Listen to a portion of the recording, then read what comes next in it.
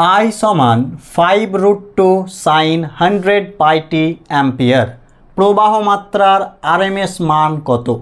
Option দেওয়া আছে। আগে নিজেরা পজ করে ট্রাই করি কোনটা হবে। তো চলো দেখে নেওয়া যাক কোনটা সঠিক।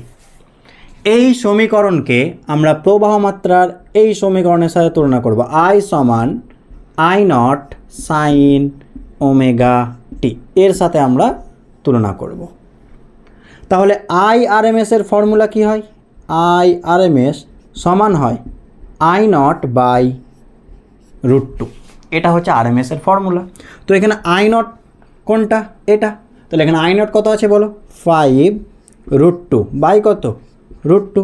তাহলে √2 কেটে গেলে কত আনসার হবে? 5 অ্যাম্পিয়ার। অপশন এ সঠিক।